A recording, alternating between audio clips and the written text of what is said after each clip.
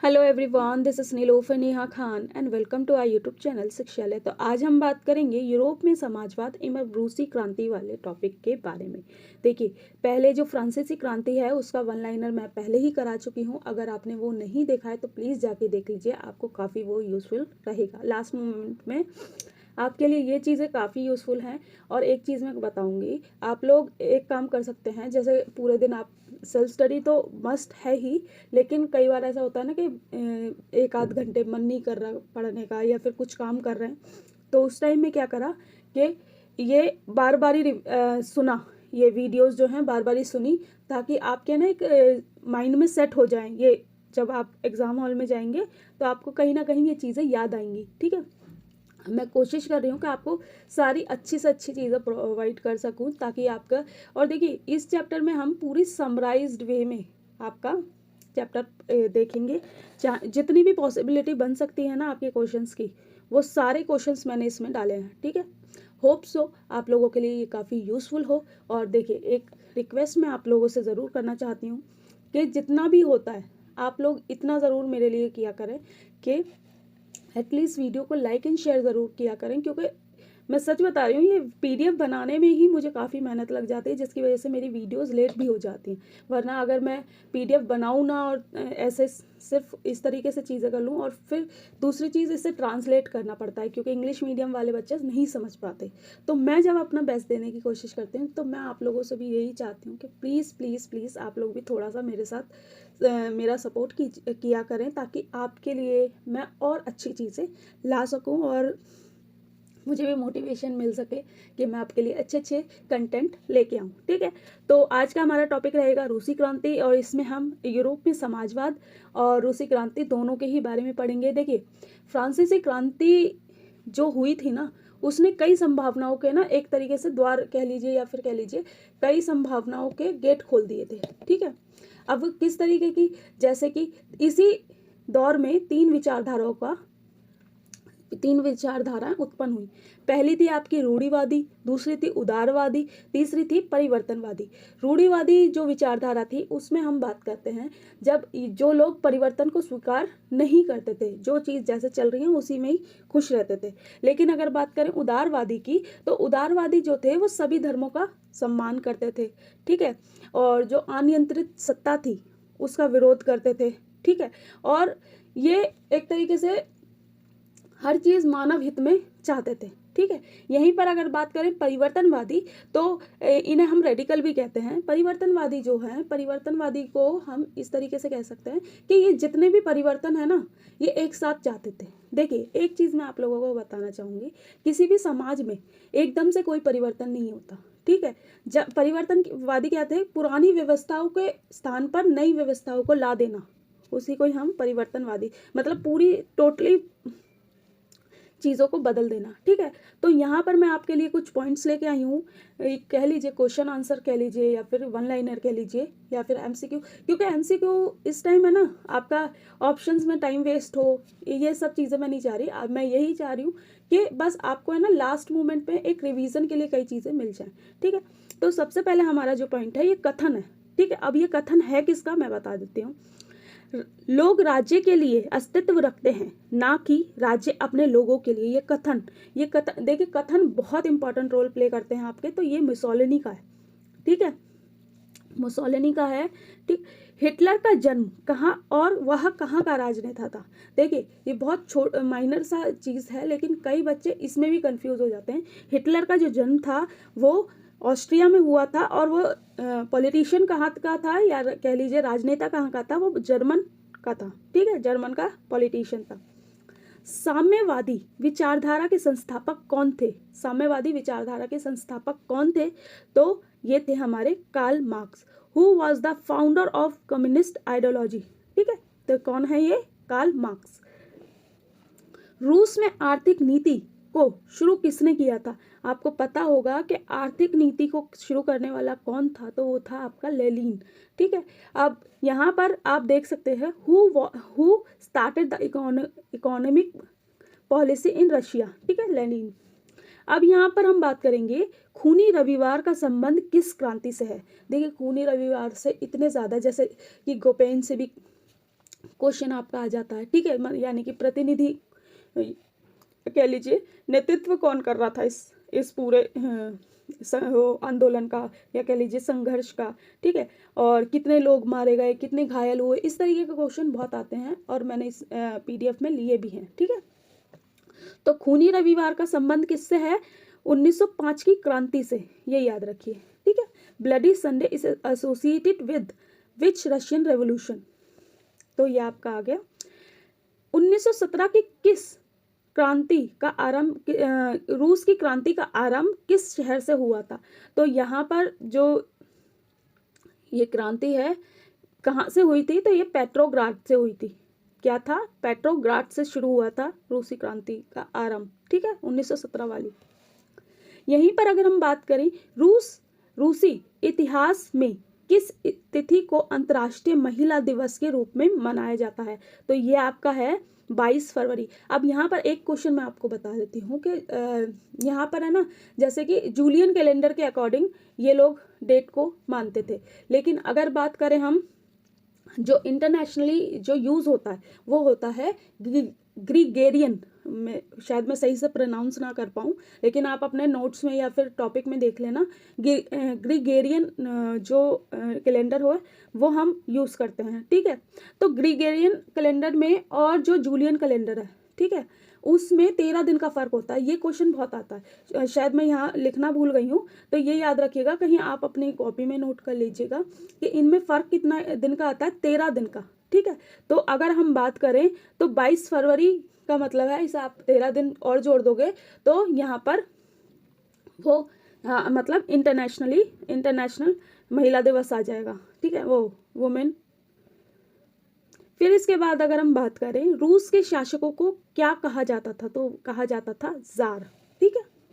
फ्रांसीसी क्रांति ने समाज में किन विचारधाराओं का विकास किया था? देखिए, मैंने जैसे आपको बताया कि फ्रांसीसी क्रांति एक ऐसी थी ना जिसने यूरोप को है ना एक अलग ही मोड़ पे लाके खड़ा कर दिया था।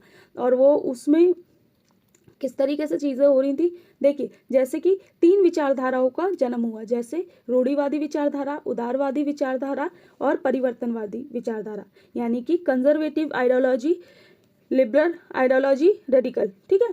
तो तीनों में ही मैंने आपको बता दिया कि तीनों ही क्या क्या चाहते थे। जैसे रूढ़िवादी तो बिल्कुल ही परिवर्तन नहीं स्वीकार करते थे, लेकिन एक समय के बाद जब फर्स्ट वर्ल्ड वॉर देखने को मिला और कई चीज़ें ऐसी घटनाएं देखने को मिली, तो रूढ़िवादियों ने भी कई परिवर्तन को एक्सेप्ट करने के लिए कहा, लेकिन ये अभी भी इन चीज़ों को मानते थे कि एकदम से परिवर्तन ना लाया जाए, ठीक है। उदारवादी, जैसे कि मैंने आपको बता दिया, ये सभी धर्मों का पालन करते थे और सभी धर्मों का सम्मान करते थे, ठीक है। और परिवर्तनवादी ये शुरू से ये चाहते थे कि जो भी चीज़ें चेंज हो रही हैं वो एकदम ही हो जाए, जो कि ऐसा पॉसिबल नहीं हो पा रहा था।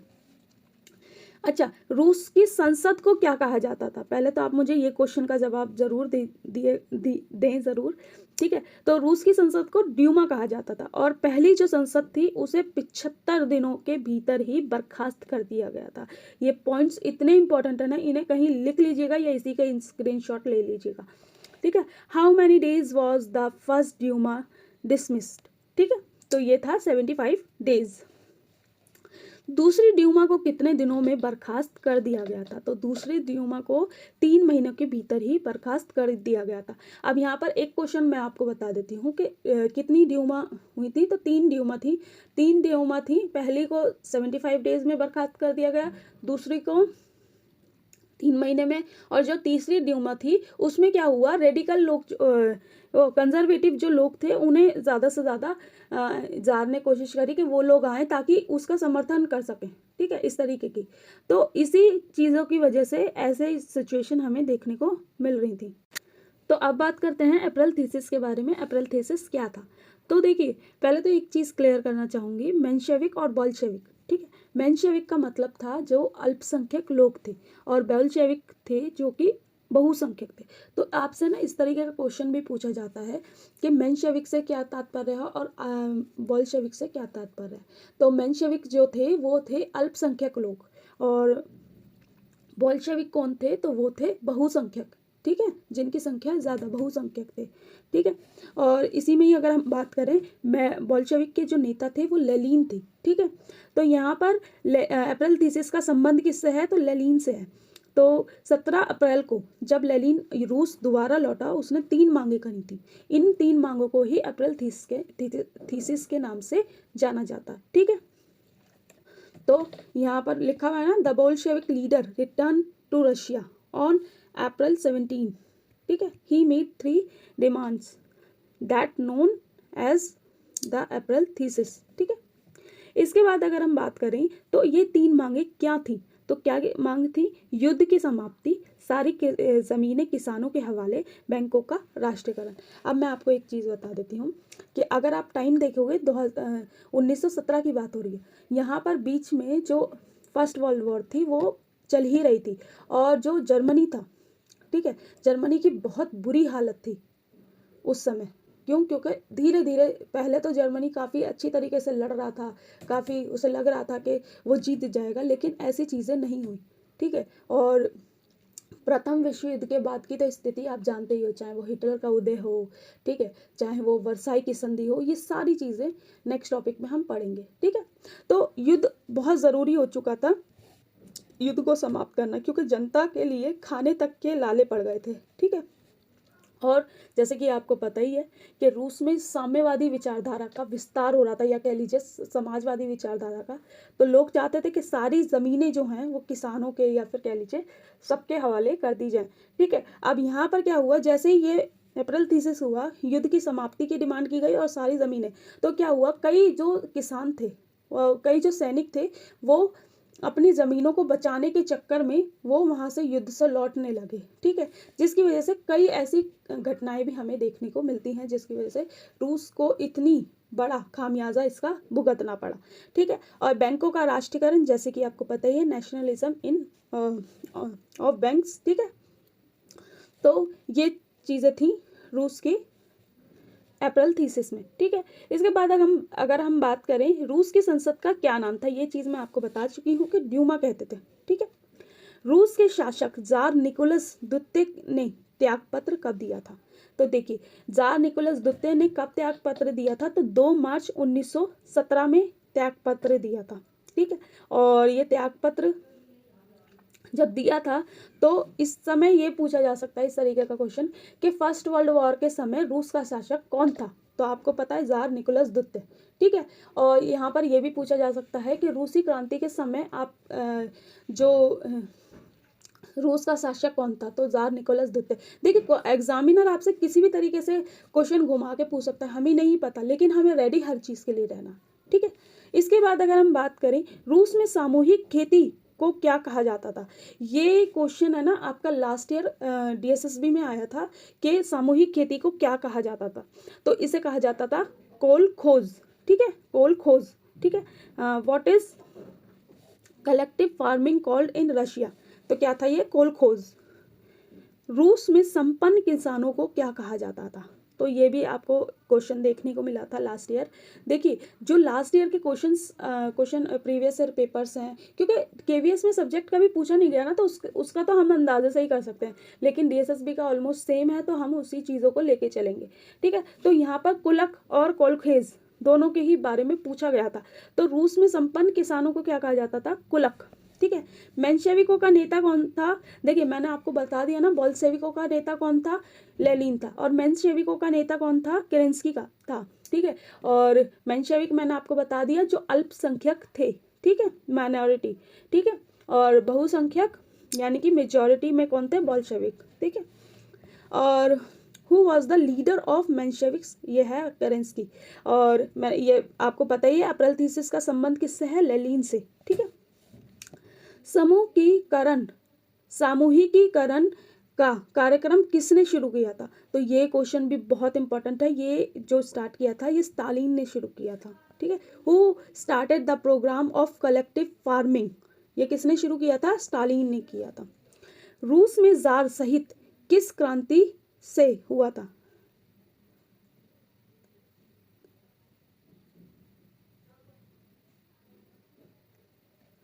शायद ये मिस प्रिंट है, ठीक है। क्वेश्चन, रूस में जार सहित किस क्रांति से, या फिर यह कह लीजिए कि जार को निष्कासित कब किया गया था, या फिर कह लीजिए जार के खिलाफ विद्रोह कब किया गया था, तो ये कहा जा सकता है तो ये फरवरी क्रांति 1917 था। ठीक है, ये क्वेश्चन गलत है, थोड़ा सा मैं इसे करेक्ट करने की कोशिश करूंगी।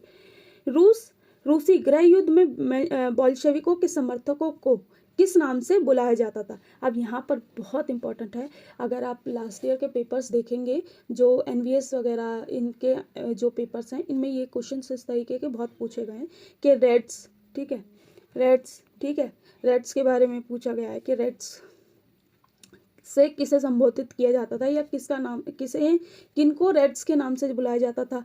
ठीक है, तो बोल्शेविकों के जो समर्थक थे उन्हें रेड्स के नाम से बुलाया जाता था। और जो, ठीक है, अब यहाँ पर बात करें खूनी रविवार की घटना के बारे में, तो खूनी रविवार की घटना जो थी ये जनवरी 1905 में हुई थी। एक रविवार को लोग जार से मिलने और याचिका देने का प्रयत्न किया था, जिसमें जार ने उनसे मिलने के स्थान पर मजदूरों पर हमला करवा दिया गया और लगभग 100 लोग, इसमें 100 मजदूर मारे गए, और 100 मजदूर तो मारे गए, ठीक है, और 300 घायल हो गए। इसीलिए इसे क्या कहते हैं, खूनी रविवार की घटना कहा जाता है। ठीक है, रूसी गृह युद्ध में सामाजिक क्रांतिकारियों को किस नाम से बुलाया जाता है। देखिए, अब मैंने जैसे कि आपको बताया था कि गृह युद्ध में बोल्शेविक जो थे उन्हें सामाजिक क्रांतिकारियों को किस नाम से, तो इन्हें ग्रीन्स के नाम से बुलाया जाता था। और उसी गृह युद्ध में जो जार के समर्थक थे उन्हें वाइट्स के नाम से बुलाया जाता था। ठीक है, शताब्दी के दौरान रूस की कितनी प्रतिशत, यहाँ पर 18वीं है, ठीक है, यहाँ मिसप्रिंट हुआ है, 18वीं शताब्दी के दौरान, 20वीं शताब्दी के दौरान कितनी प्रतिशत जनसंख्या खेती पर निर्भर थी। ठीक है, तो ये थी 85%। ठीक है, मैं किसान समय समय पर अपनी जमीनें, यहाँ पर देखिए किसान जो थे समय समय पर अपनी ज़मीनें जो किसे सौंपा करते थे, जैसे कि आपको पता है सामूहिककरण का स्थापना की गई थी, और इसी को ही क्या कहा गया कि किसान है ना समय समय पर अपनी ज़मीनें है ना मीर को, या मीर कह लीजिए या कम्यून को सौंपा करते थे। रविवार की घटना या फिर कह लीजिए खूनी रविवार की घटना के दौरान मजदूरों का नेतृत्व कौन कर रहा था, तो ये थे गोपेन। ठीक है, Who was leading the workers during Sunday incident? ठीक है, समाजवादी समाज की स्थापना की दिशा में बोल्शेविक सरकार ने उठाए कौन कौन से कदम उठाए थे बोल्शेविकों ने। ठीक है, तो इन्होंने क्या करा था कि बैंकों का राष्ट्रीयकरण किया था, जिसमें कि मैंने अभी आपको अप्रैल थीसिस में बताया। केंद्रीकृत योजना की प्रक्रिया शुरू की गई थी। एक विस्तारित स्कूल शिक्षा प्रणाली विकसित की गई थी। कारखानों के श्रमिकों और किसानों के विश्वविद्यालयों में प्रवेश की व्यवस्था की गई थी। ठीक है, उन्होंने किसानों को उच्च भूमि पर खेती करने की अनुमति दी थी, जिसे कर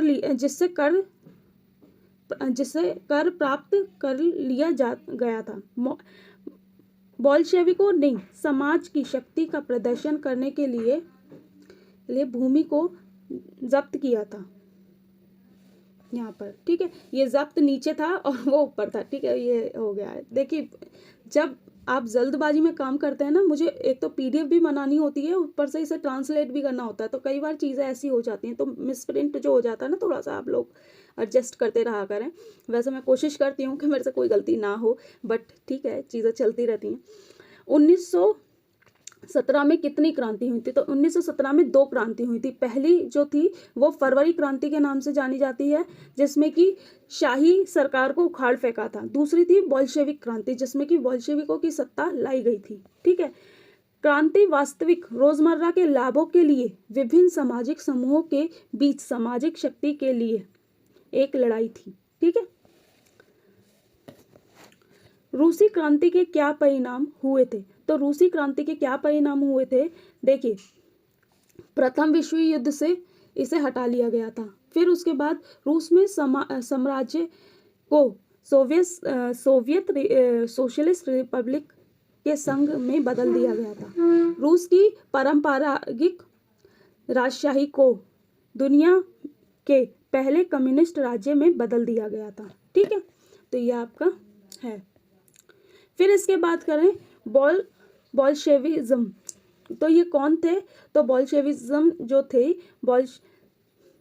सोवियत मार्क्सवादी लेनिनवादी राजनीति विचार और सामाजिक क्रांति के एक कठोर, केंद्रीकृत, एकजुट और अनुशासित पार्टी के गठन से जुड़े राजनीतिक शासन का एक क्रांतिकारी समाजवादी वर्तमान है। ठीक है, तो इन्हें ये कहा जाता है।